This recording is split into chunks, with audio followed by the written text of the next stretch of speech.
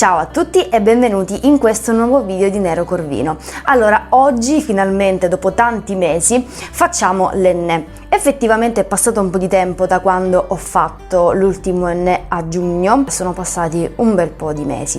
Allora, oggi vi mostro come ennare con il metodo a chiocciola, ovvero un metodo in cui vengono raccolti i capelli durante appunto l'ennata e rimangono in questa posizione senza utilizzare fermagli, senza utilizzare delle pinzette per tenerli su, ma vengono effettivamente raggruppati a forma appunto di chiocciola, a forma di girandola e stanno su da soli. È un metodo che io effettivamente ritengo sia molto comodo e molto più veloce rispetto a quello precedente che vi ho fatto vedere, che trovate qui in alto, però l'unica difficoltà che io personalmente incontro è quella che sollevando praticamente le ciocche, perché noi andremo a prelevare una ciocca alla volta, quindi andremo proprio a selezionarla e a dividerla dal resto della chioma. Ecco, questa operazione mi viene un po' difficile da fare, perché innanzitutto il giorno precedente in cui faccio lo shampoo, perché io ho fatto lo shampoo ieri, non utilizzo il risciacquo acido che mi serve appunto anche a rendere i capelli più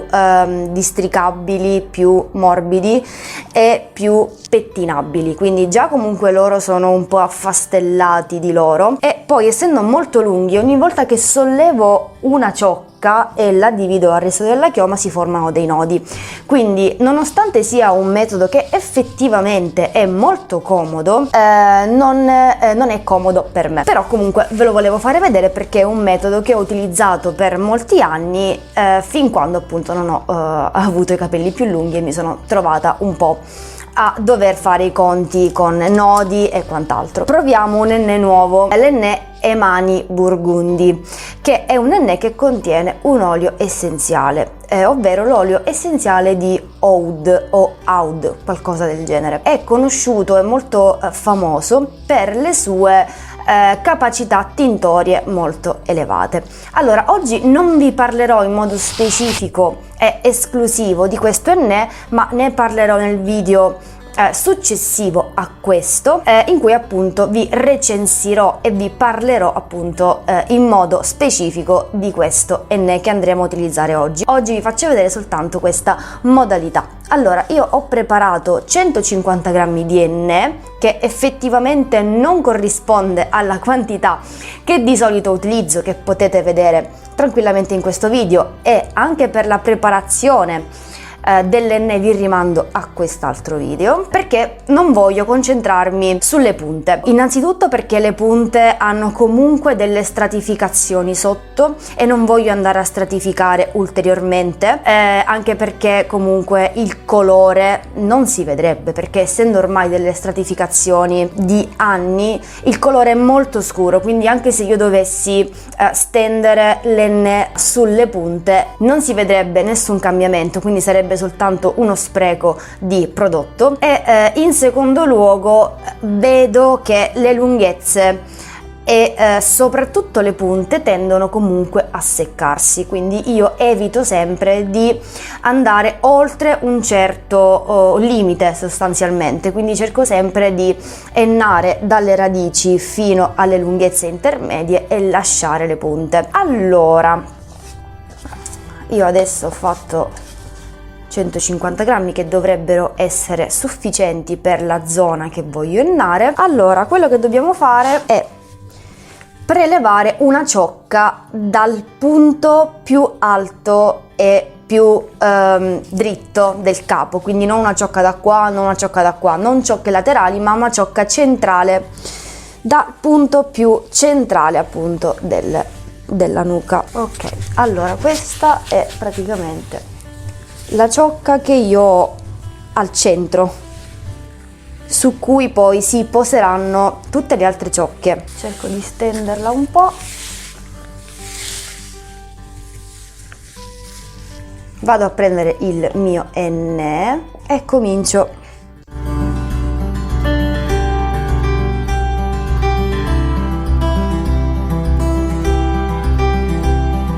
poi con le mani aiuto a stendere il colore.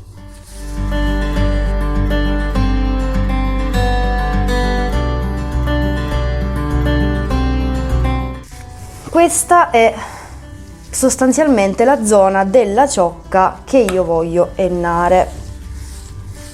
Non voglio andare più sotto perché so che i miei capelli si seccherebbero e comunque in ogni caso, come dicevo anche prima, il colore non si vede, è inutile. Allora, adesso che cosa faccio? La porto in questa posizione, la giro su se stessa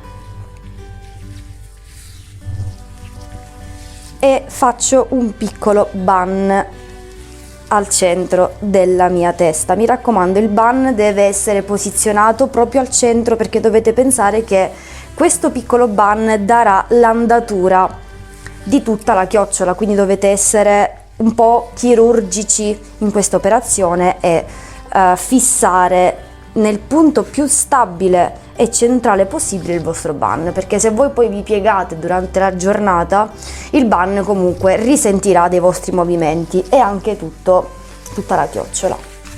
Allora, prendiamo un'altra ciocca. Ecco, come vedete io comincio ad avere, questi sono i miei problemi, che poi devo andarli a separare e non riesco. Ok,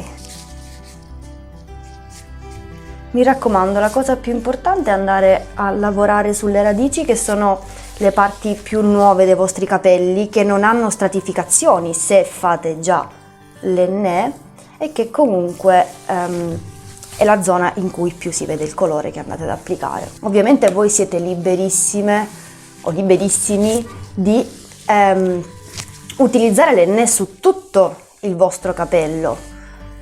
Semplicemente la mia è una scelta tipicamente personale, anzi mi dispiace non poter scendere più in basso, ma mi rendo conto che farei soltanto danni. Allora la giro in questo modo. Ovviamente le punte, una volta intrappolate all'interno del bun, risentiranno comunque del colore, quindi qualche riflesso lo acchiappano. Però è molto diverso acchiappare qualche riflesso e essere completamente invasi da qualcosa che ti fa seccare. Ok, a questo punto continuiamo come prima. Comunque devo dire che a primo impatto questo ennè, non lo so, è molto più fluido come pasta rispetto allo Zarca, che è l'ennè che uso abitualmente. E lo Zarca è un po' più sabbiosino, anche se comunque è un ennè abbastanza sottile. Vedete, questo è quello di cui vi parlavo. Devo dire che a prima vista, a prima impressione, mi sembra che abbia una spalmabilità superiore rispetto allo Zarca.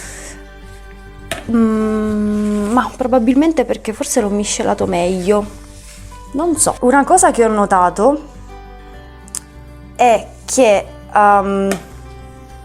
nel mentre lo stavo preparando in cucina, che lo stavo miscelando, ho visto che tingeva subito. Lo Zarca non è così. Poi non so se magari alcune di voi l'hanno utilizzato questo ennè Emani Burgundi e possono confermare che abbia un potere tintorio effettivamente superiore rispetto ad altri ennè. Ecco, questa è una mia primissima impressione. Praticamente quello che faremo è costruire questa specie di piccola torre procedendo appunto così, quindi cercate sempre di selezionare delle ciocche che appunto vanno tutte intorno, un po' da questa parte, un po' da quella parte. Non concentratevi sul lato e lo stendete tutto a chiocciola, fate un po' di differenza, diciamo. Prima di passare in modo fedele e definitivo all'indigo, voglio provare tutti gli ennè freddi prima di abbandonare l'idea di raggiungere il rosso ciliegia e prima di lasciare praticamente la speranza di avere un giorno dei capelli ciliegia, di lasciare la speranza di avere un giorno dei capelli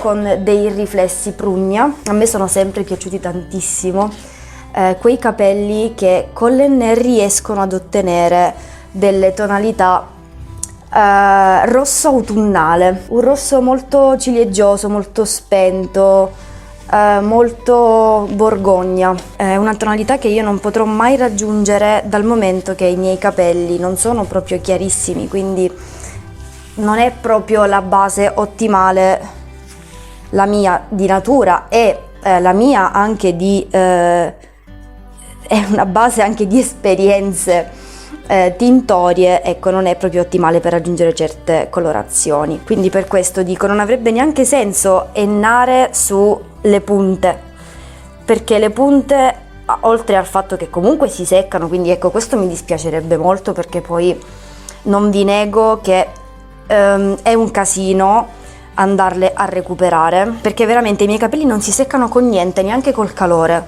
sul serio, non sto scherzando. Ma l'Enne e anche le polveri in generale, quando faccio ad esempio gli impacchi con le erbe, l'Enne e le polveri sono micidiali per le punte, quindi cerco veramente di concentrare la polvere solo ed esclusivamente nella zona nuova del capello, oppure di estenderlo fino a quella zona in cui io so che magari non risente molto. Le punte sicuramente saranno coinvolte, però ecco, come dicevo prima, una cosa è coinvolgerle all'interno del bun stesso, perché comunque saranno anche loro vittima, però ecco, non vado a stendere l'Enne volontariamente.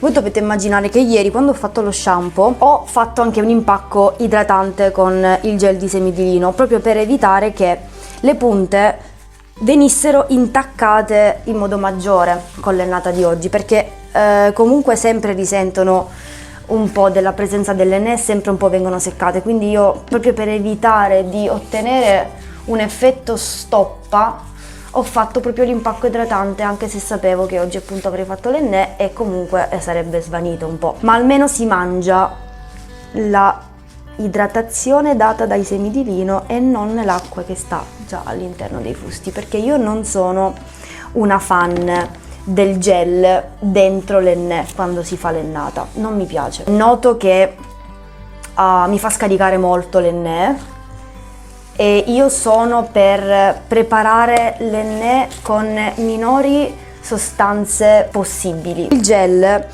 a me non aiuta, non mi aiuta, nel senso che l'Enne è così potente che io non trovo benefici mettendo l'Enne all'interno dell'impacco all'Enne, quindi preferisco innanzitutto metterlo in un secondo momento, quando poi vado a lavare effettivamente i capelli dopo la settimana, perché io li lavo già una volta a settimana, quindi dopo una settimana dall'ennata poi vado a fare il primo effettivo shampoo, e allora lì preferisco fare l'impacco con i gel e andare a ripristinare quell'idratazione che ovviamente è stata compromessa nell'ennata della settimana precedente. E poi noto comunque che col gel scarica un po', non soltanto con gli oli, ma con il gel a me l'Enne scarica. Per chi riesce e per chi riesce ad avere giovamento con il gel all'interno dell'ennata stessa, buon per voi, accorciate i tempi, vi stressate di meno. Allora, io direi che avete un po' capito come funziona. Faccio giusto questa ciocchina e poi appunto, come avete visto, bisogna sempre procedere così, quindi selezionare una ciocca per volta e poi praticamente andarla a unire a questo enorme bun, questo giant bun che abbiamo fatto al centro della nostra testa. Mi raccomando, non fatelo un po' sbilenco come la Torre di Pisa, fatelo centrale come la Tour Eiffel. Ok ragazze, allora io continuo, tanto avete capito comunque il verso e non voglio annoiarvi più di tanto, e poi noi ci vediamo quando io devo impellicolare.